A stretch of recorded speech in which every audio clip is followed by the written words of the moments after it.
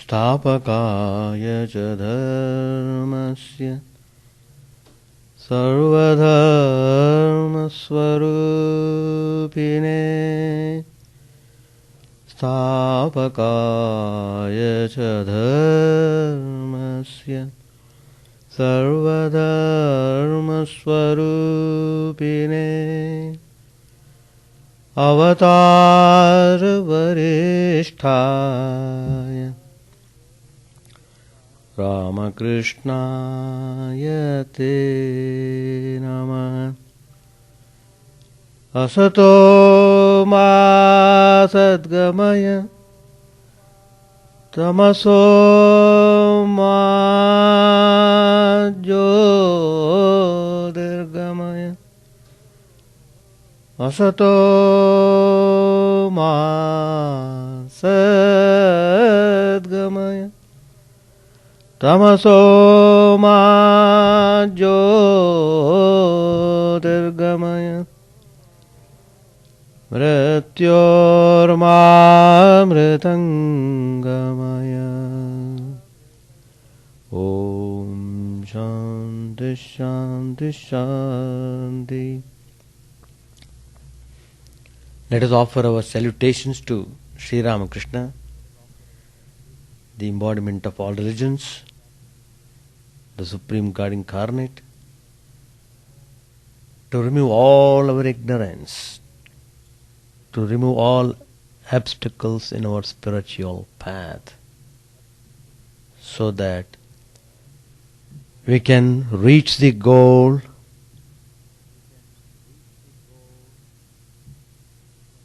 so that we may experience peace and bliss.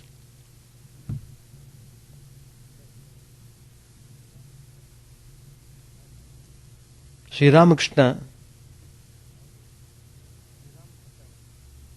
always gives spiritual instructions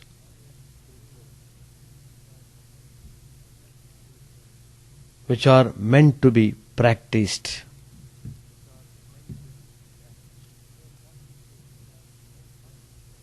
He was talking to Pandit Shashadhar that he should hereafterwards should engage himself in spiritual practices so that he might acquire spiritual strength.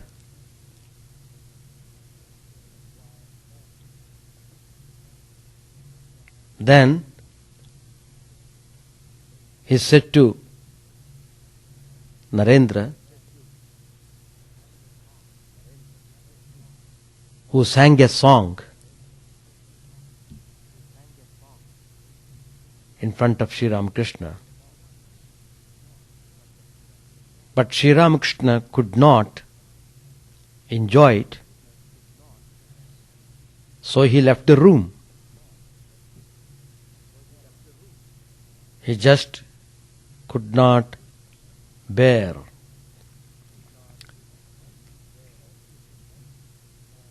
Then he said to him, well,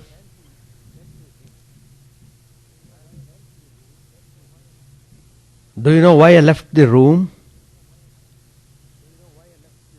Because your mind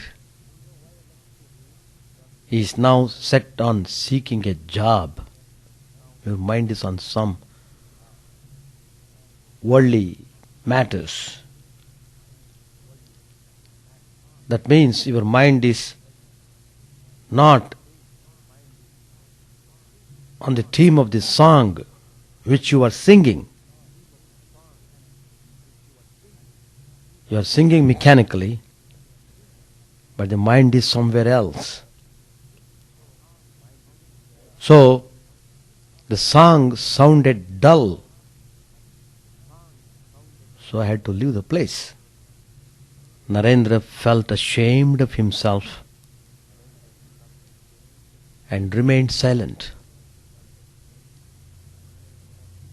There is another instance. Once Rani Rasmani the founder of Dakshineshwar Kali temple, who constructed the whole temple. Very devoted lady.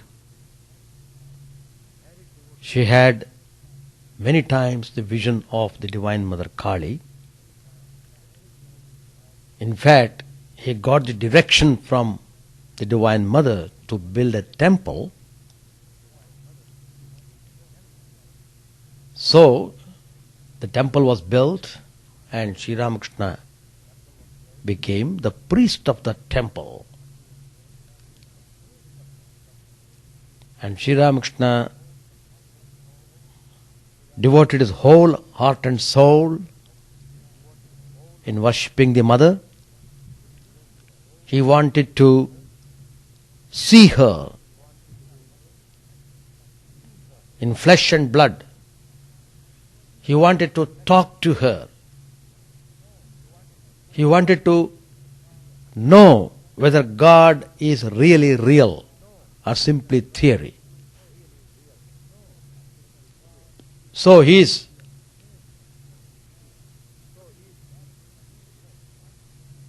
putting his maximum effort to know the truth. Practice all the prescribed disciplines. Gather the whole mind, never allowing the mind to distract in any manner.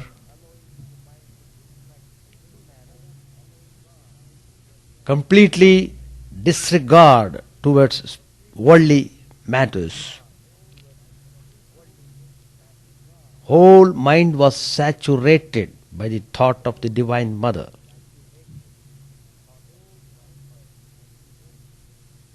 He got the vision of the Mother.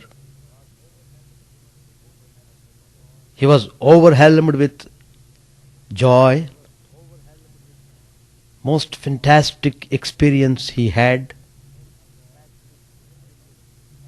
And he felt himself completely fulfilled.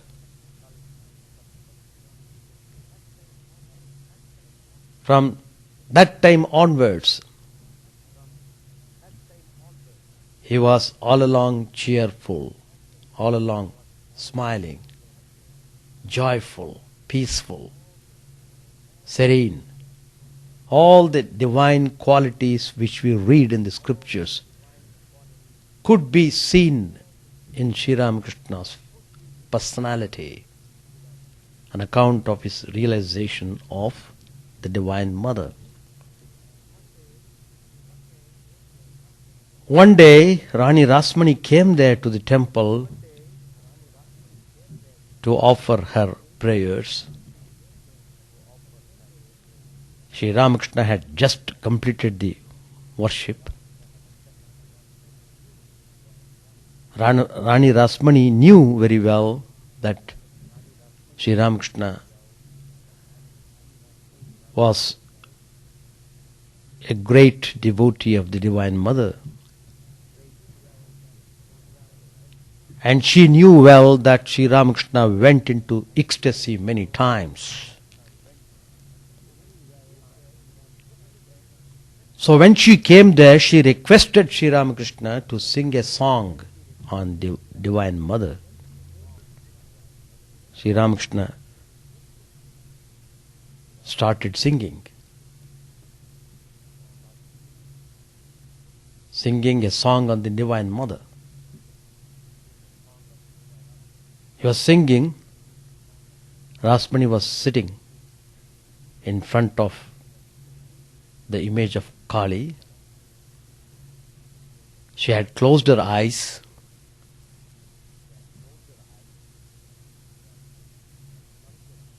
Suddenly Sri Ramakrishna got up from his seat and slapped her. That created a commotion all around. All the people around the temple, they were all whispering, "What happened? What happened?" Only Sri Ramakrishna, only Rani Rasmani knew what exactly happened. Sri Ramakrishna said to her, "You are thinking of the court even here?" Sri Ramakrishna could read her mind. "You asked me to pray for Divine Mother. I thought your mind is concentrating on the Mother, but your mind is on the court, on some litigation. Your body is here, your mind is somewhere."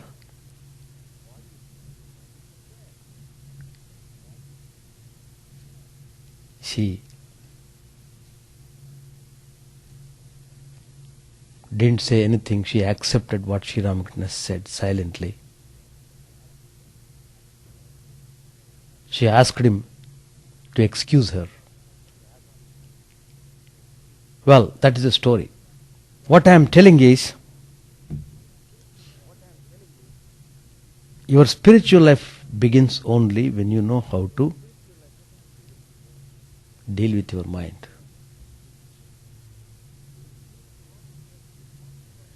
It is a conscious struggle. You will have to put forth effort in every possible way to turn the mind towards God. All along the mind had turned towards the world. How long the mind has gone in the ways of the world, nobody knows. So to bring back the mind from the long way, to turn it towards God, means effort. Purusha prayatna. So, success or failure depends upon how you control and deal with your mind. It's a very important subject. It plays very important role in our life. You need certain state of mind to practice meditation, concentration, and offer your sincere prayers. You will have to have certain state of mind.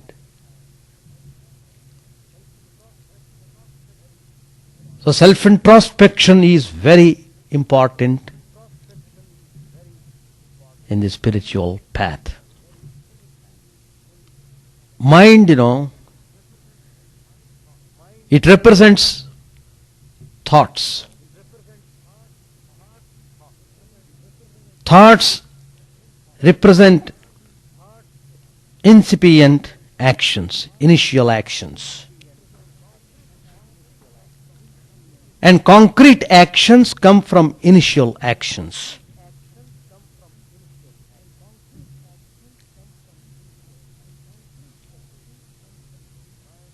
It is difficult to control the mind, but to a certain extent you can control your actions.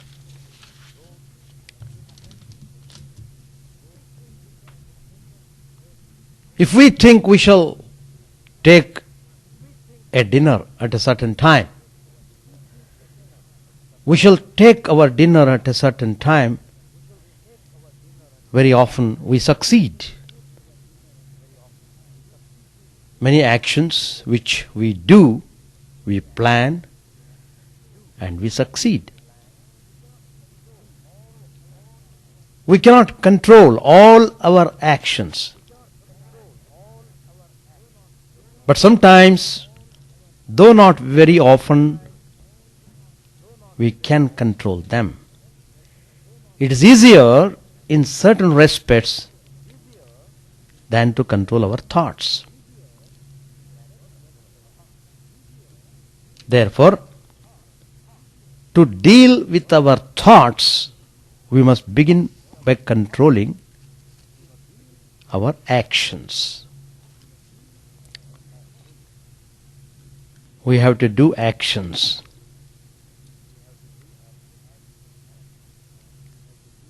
Actions are meant for purification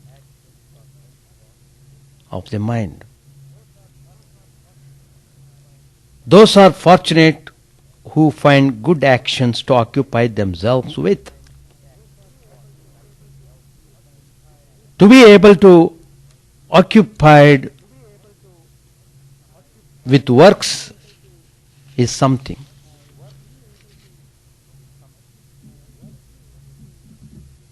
To be occupied with works is something, but the work must be good work. The right kind of work, and it must be done in the right spirit. So many steps are there to organize the thoughts in our mind. Then through work we can control our thoughts. What is good work? What is bad work? We have to understand very clearly. Because we are trying to live spiritual life, we should know the things properly, which makes easy to go along in the path. The work that is done with selfish motives is bad work. The work that is done with unselfish motives is good work. The work in which your I-ness, that is ego, predominates is wrong work. The work in which you think you are an instrument in the hands of God, not I, but thou. O Lord, not I, but thou. That is good work. Whatever you do for others will give you joy. The more you can do for others, the more you can work with some idealism, with some purpose beyond gross selfishness, the greater will be your joy. Not only joy, it will bring you calmness of mind and serenity of heart. Whatever work is done with some idealism, for a purpose that is not our selfish motive, for others, for the country, for the humanity, that's good work. So the first stage in spiritual life is to occupy oneself with good works. Work done with a spiritual outlook.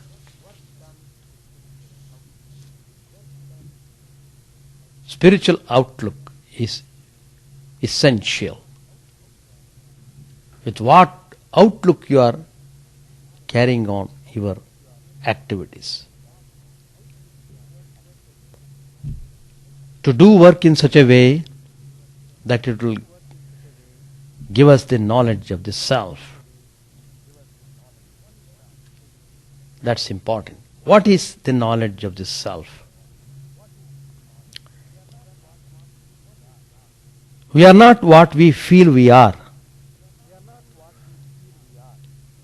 We feel we are the body and the mind. It is not so. There is something behind the mind, a background against which the mind plays, sometimes good play, sometimes mischief. Beyond body and mind, there is the self, the Atman. That Atman because it is spiritual essence, is all pervading. You may call it Brahman, which means infinite, or you may call it God.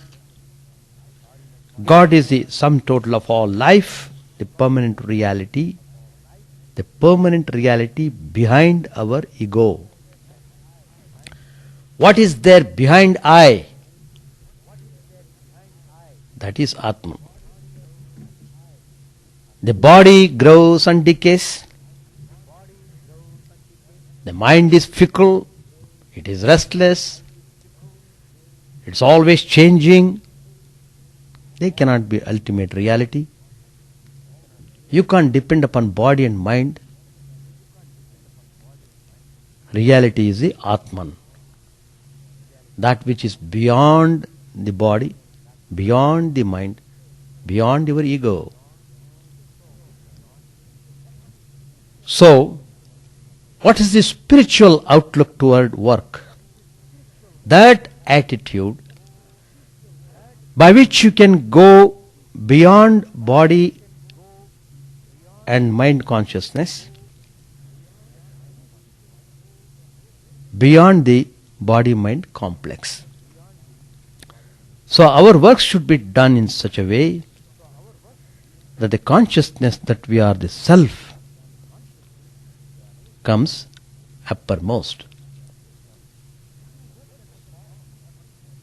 To do work as a form of worship. As I said, work is done with all these different high purposes. Work for the love of God and not for your personal or selfish enjoyment. Why should you work for the love of God? Because that will bring you spiritual unfoldment. That's why we always stress upon to do the work for the love of God. You will be able to go nearer and nearer to the consciousness of the self or God.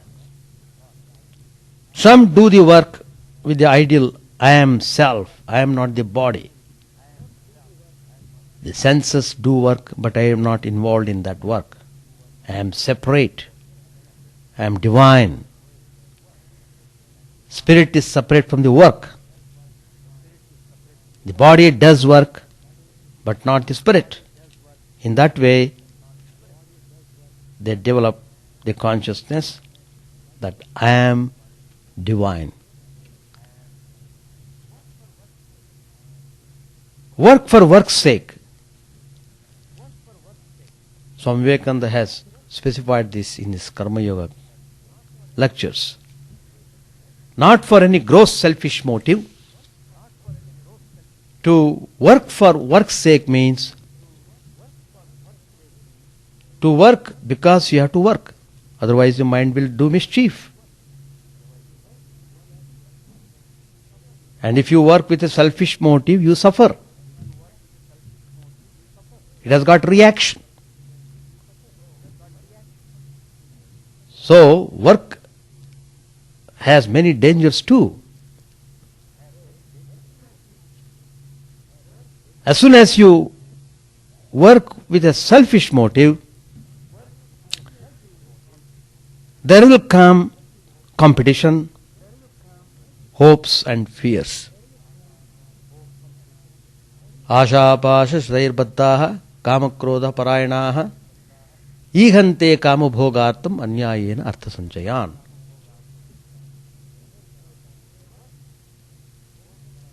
They work forced by the desires.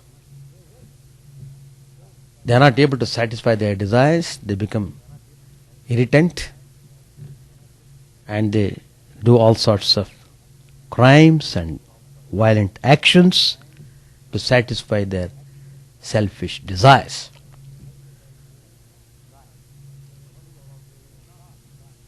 They worry about gain and loss. labha, labho, sukha, dukkha. They are always being tormented by pleasure and pain, profit and loss, and so on. But if you work simply for work's sake, or with some idealism, serving the world in humility for your spiritual growth, that will give you the serenity of mind. And if you cultivate that attitude, your spiritual outlook will be intensified. Even if you have no spiritual outlook to begin with, and you find that you can't control your mind, if you work in this way, spiritual outlook will grow, spiritual consciousness will come by your continued effort. And when spiritual consciousness comes, your mind gets a direction. From that standpoint, if you know that you are beyond mind, you can control your mind. As soon as selfishness begins to dwindle, spiritual consciousness comes in the form of serenity of mind. You become placid, you become calm, you get some joy which is quite different from sense pleasure.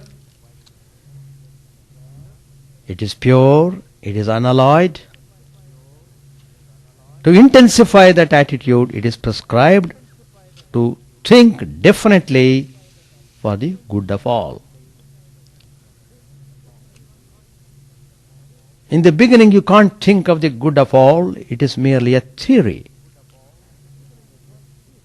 But when you try to practice, when you try, although you fail, to work for others, then you develop a new outlook.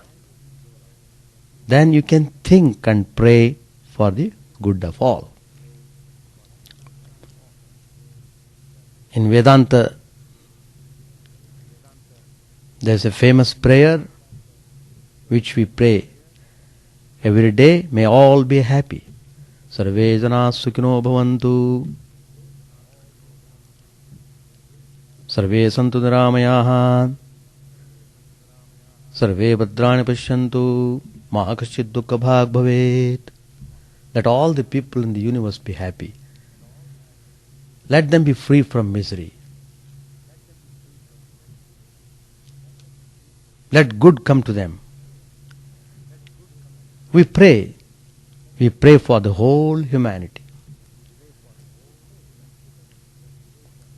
Simply by this prayer, if one prays with heart and soul, if one meditates on what it means to pray for the good of all, one will have calmness. Even while praying, if you say, let all the people be happy, if you pray in a wholehearted way, you feel a kind of peace inside.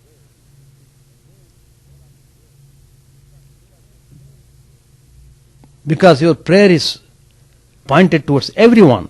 So, one will have calmness.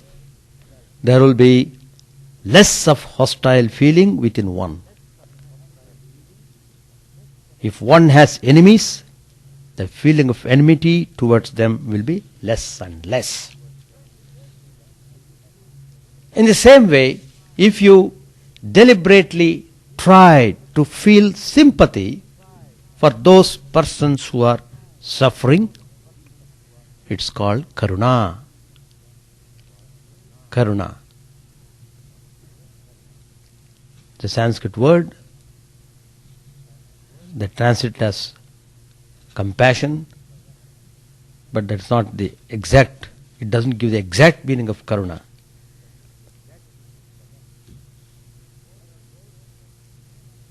You are overwhelmed with sympathy. You wholeheartedly feel for the people who suffer. Even if you can't do anything in action, gradually you will develop great sympathy. That will be an antidote for your egocentricity, for your pride. If you try deliberately to feel happy for those who are successful in life, that will be an antidote for your jealousy and envy. If you try to deliberately to have sympathy for those who fail, gradually you will be less upset by others. You will not find fault with others. So many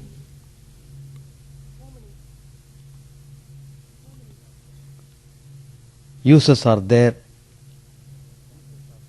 in performing the work in the right spirit.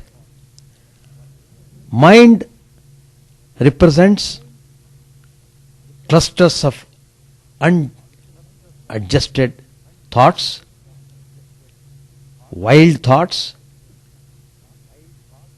just like in dreams. In dreams you come across so many thoughts you can't explain. Sometimes you'll be able to do some sort of explanation. That's also not very clear. We don't find any logic behind them. So that is about the thoughts in the dreams. So many thoughts coming up, overcrowding and spoiling your sleep. In the same way, in our waking state, such thoughts come in a jumbled form. We do get many thoughts in our waking state. Sometimes we wonder why all these thoughts are coming. We don't find any logic to them.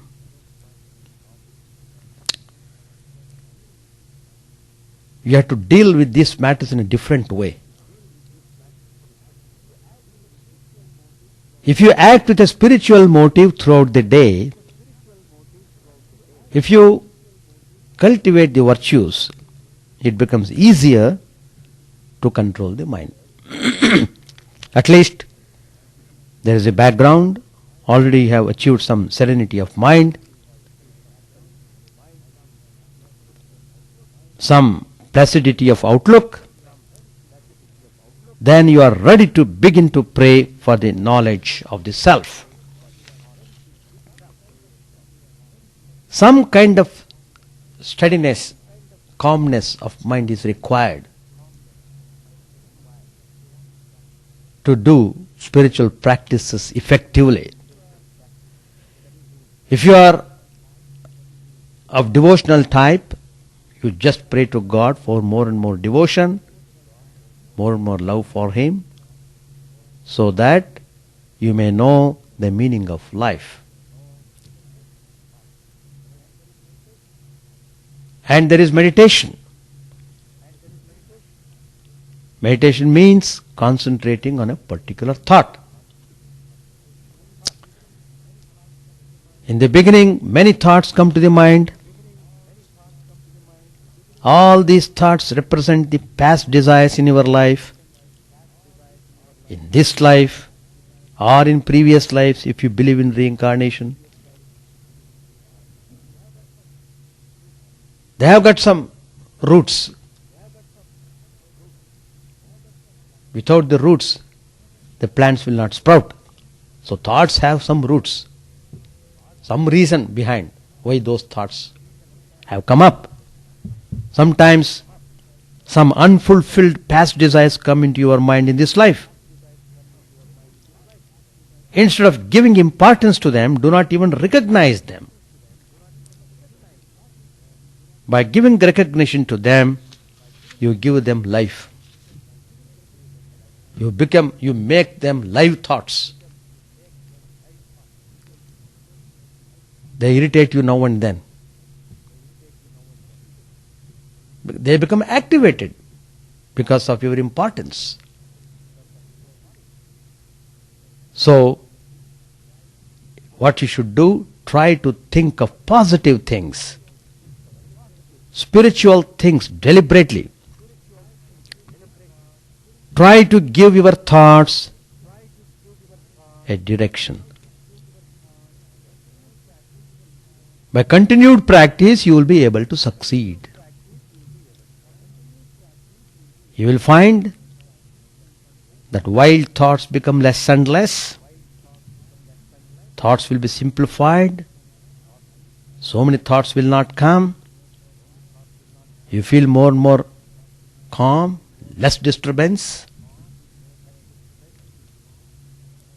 Then you will be able to think in a particular way, and you will find out the art of controlling other thoughts.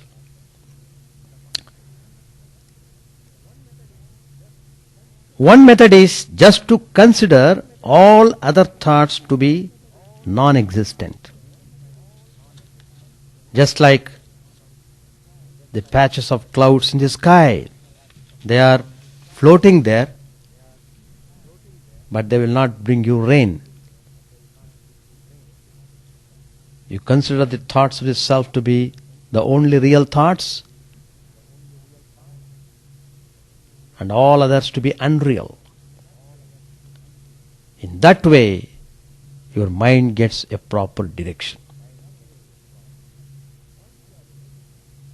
Once you are able to set your mind in the proper direction, then you begin to experience various spiritual visions. You will be experiencing more and more peace and joy. You feel more and more love towards all the people. They all come to you by themselves. All the virtues that just manifest in you. So what is needed is, you must know how to deal with your mind. Consciously you must try to keep the mind in a proper way. That's what Sri Ramakrishna meant when he said, Vivekananda, oh, your mind was thinking something else. You are singing about God, but there is no connection. It's just like a machine playing this song. You are just like a machine if the mind is not with you. Machine is doing its part. So consciously, you must be aware of your actions, what type of actions you are doing, in what way the actions are helpful to you, in what way the actions are taking you in the spiritual path. You have to put yourself into the test. You have to put yourself into the test and find out the result.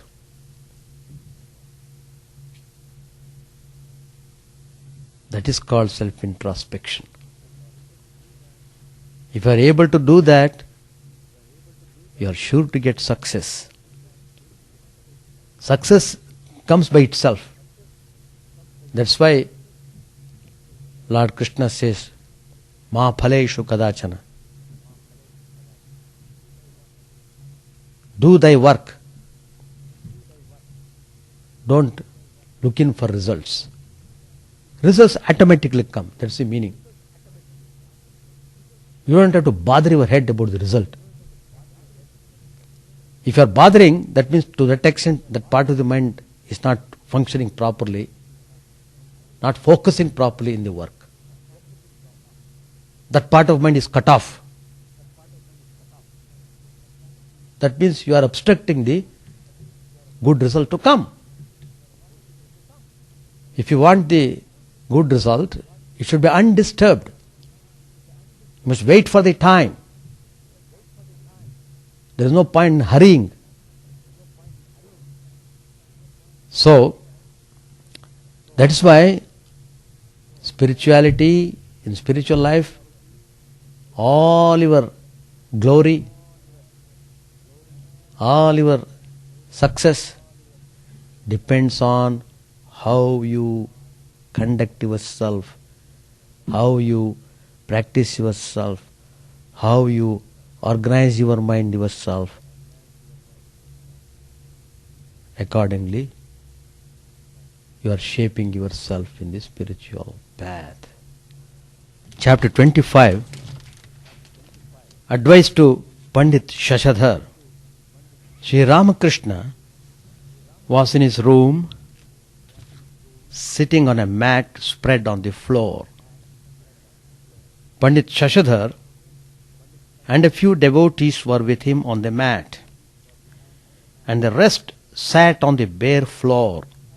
Surendra, Baburam, M, Harish, Latu, Hazra and others were present.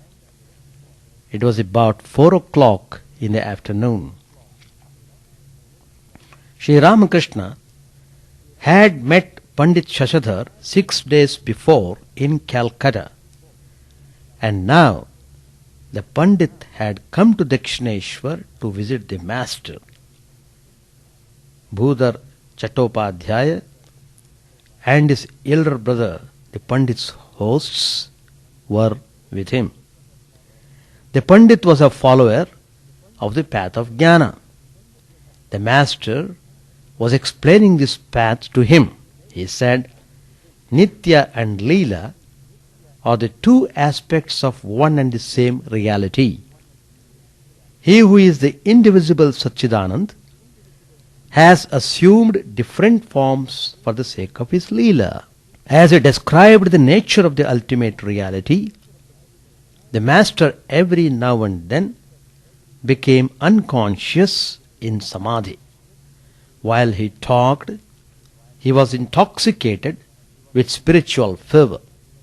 He said to the Pandit, My dear sir, Brahman is immutable and immovable, like Mount Sumeru, but he who is immovable can also move.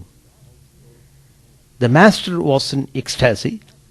He began to sing in his melodious voice. Who is there that can understand what Mother Kali is? Even the 6 darshanas are powerless to reveal her. He went on, Is mother merely a simple woman, born as others are born? Only by chanting her holy name does Shiva survive the deadly poison. An allusion to the poison that appeared when the ocean was churned by the gods and demons. Shiva drank it out of kindness to others, and the poison remained in his throat, giving it a blue color. Therefore, Shiva is known as the god with a blue throat.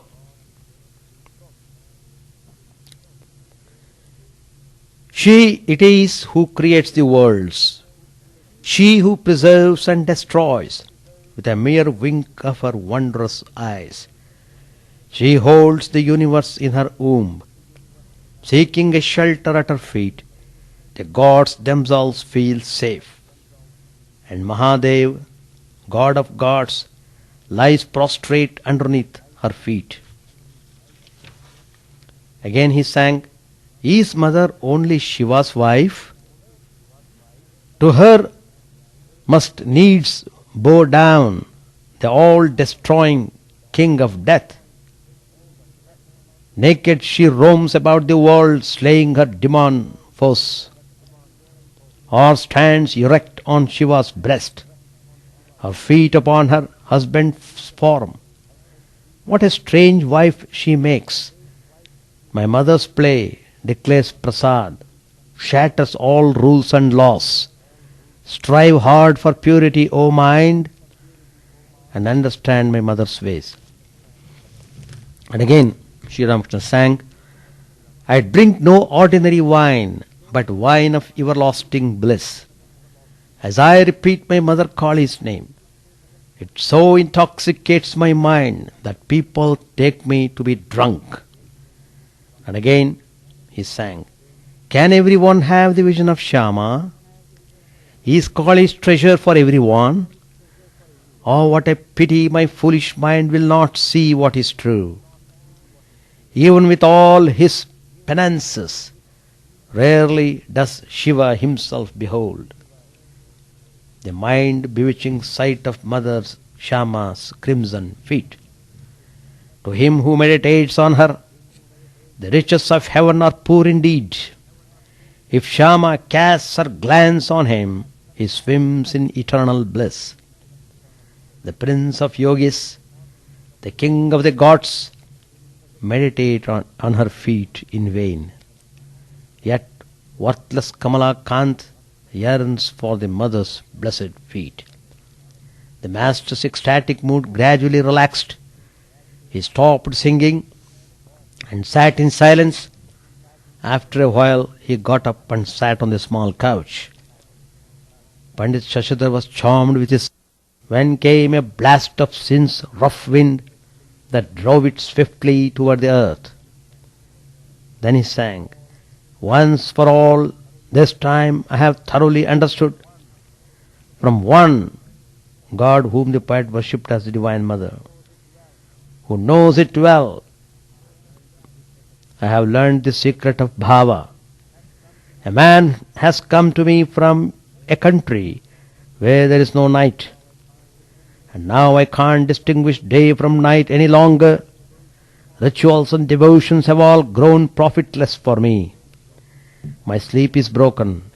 How can I slumber any more? For now I am wide awake in the sleeplessness of yoga.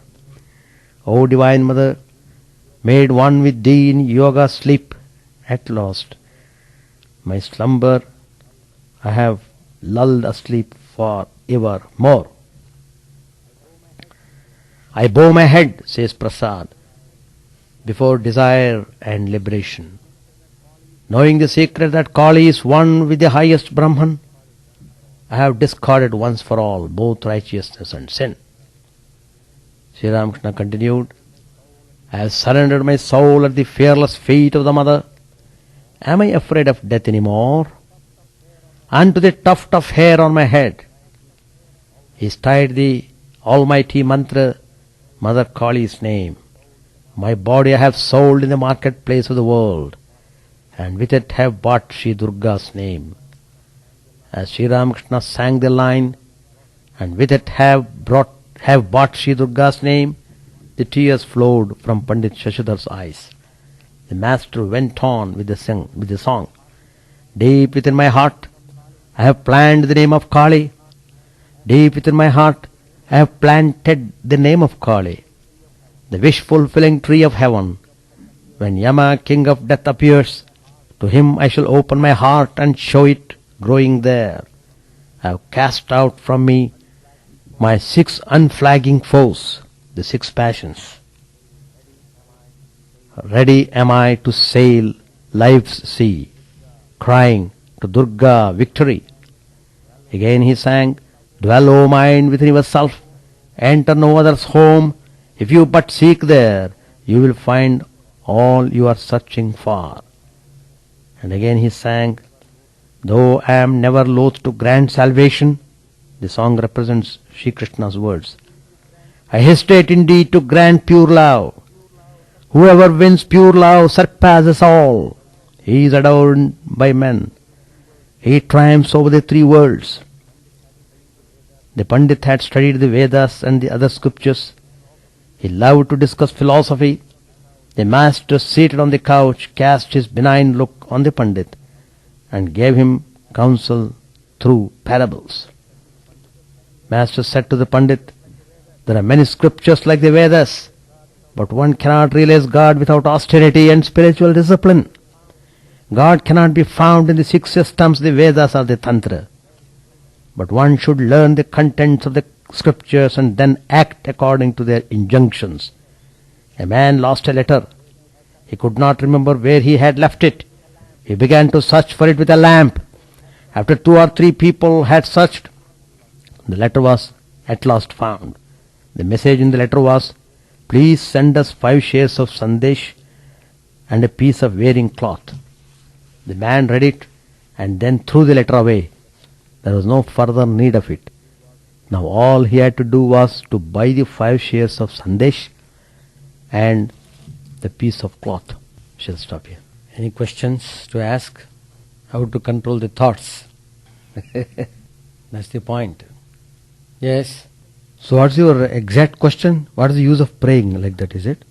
See, the world is full of so many things which we can't explain. Suffering, misery, all those things are there.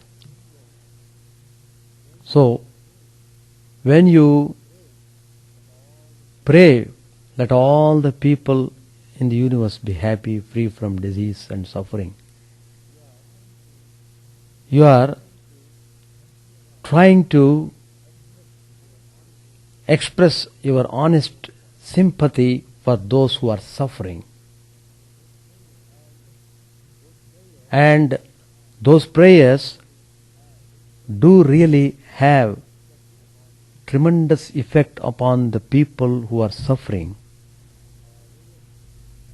And the prayers done by pure souls will certainly have good response on those people and gives them sufficient relief. Even though the people are suffering, they get some kind of detachment from suffering. Oh, it is the nature of the body to suffer. Why should I bother? He begins to think that way. And so, the prayers which we are sending out, they are all invisible helpers for those people suffering. And sometimes they get relief, sometimes they are in a cheerful mood. It's all because of the prayers done by the people all around the world. And not only that, by praying that way,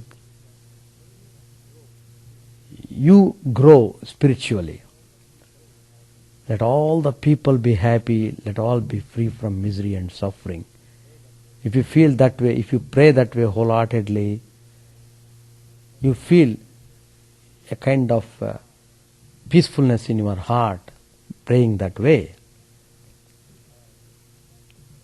And simply you can't expect, oh, I have made my prayer, so from tomorrow there won't be suffering anywhere in this world. That's not the idea.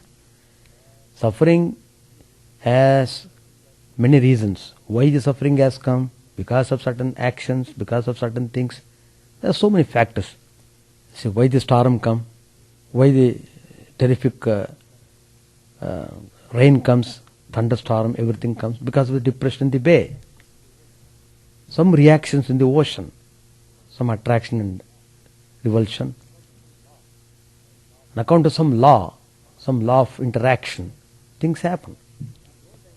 But if you know them, things happen because of these interactions, you are not bothered about them.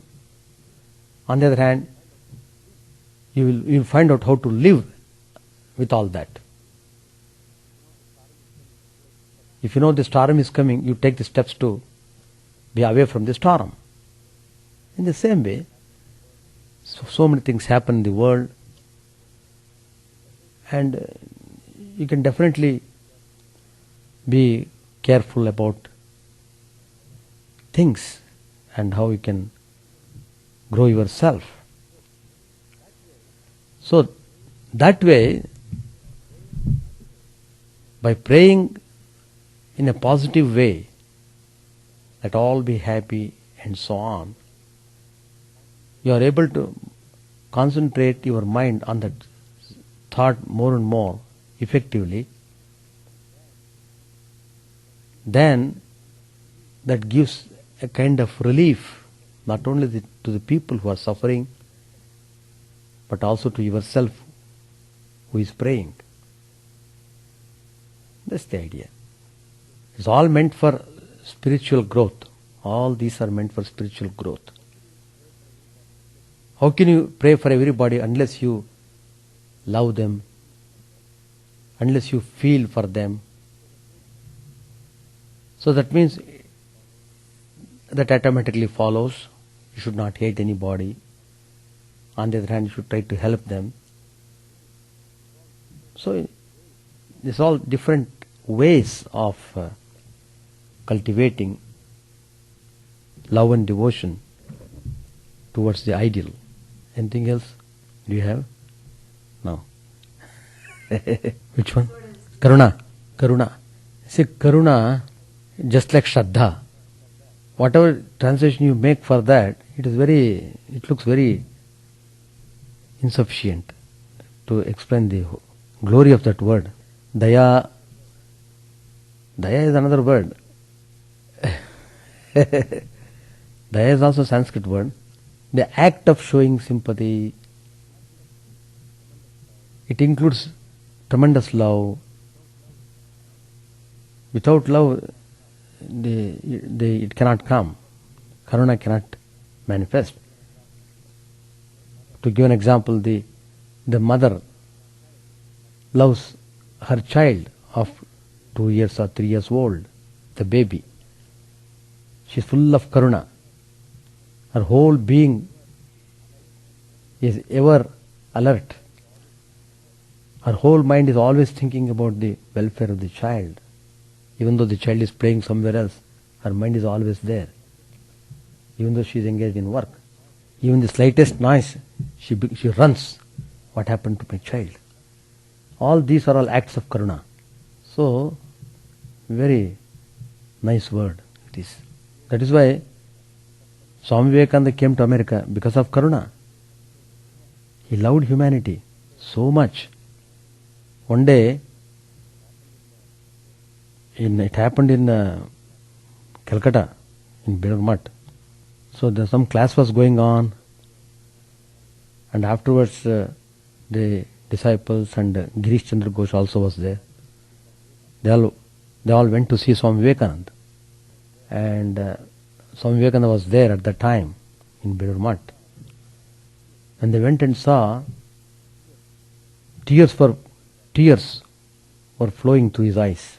They were all shocked to see why Swamiji is sad, why Swamiji is weeping. Swamiji, the incarnation of strength, why he is weeping? They were all stunned.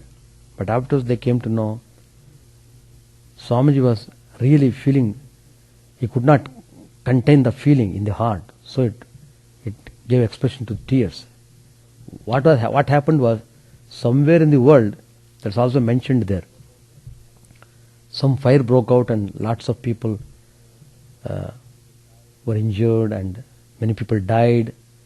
It created havoc. That created misery, that created sorrow for Swami Vivekananda. That is karuna. He really felt for them. So out of that karuna only he came to give the message of Vedanta. People did not ask for it. He himself came. That is, God comes in the form of incarnation. Why? Because of karuna. He loves the beings, he loves his creation. He wants to show them the way. So he comes. Otherwise people will not learn at all. They think they have to suffer only. So they come to take you out of suffering. Or we shall stop. Chant the name of the Lord and His glory unceasingly, that the mirror of the heart may be wiped clean and quench that mighty forest fire, worldly lust, raging furiously within. Our name stream down in moonlight on the lotus heart, opening its curve to knowledge of thyself, O self, drowned deep in the waves of His bliss, tasting His nectar at every step, bathing in His name, that bath for weary souls. Various are thy names, O Lord, In each and every name thy power resides. No times or set, no rites or needful for chanting of thy name. So vast is thy mercy, how huge then is my wretchedness, who finds in this empty life and heart no devotion to thy name. O my mind, be humbler than a blade of grass, be patient and forbearing like a tree, take no honor to thyself, give honor to all, chant unceasingly the name of the Lord. O Lord and soul of the universe, mine is no prayer for wealth or retinue, the playthings of lust or the toys of fame. As many times as they may be reborn, grant me, O Lord, a steadfast love for thee. A drowning man in this world's fearful ocean is thy servant, O sweet one. In thy mercy consider him as dust beneath thy feet.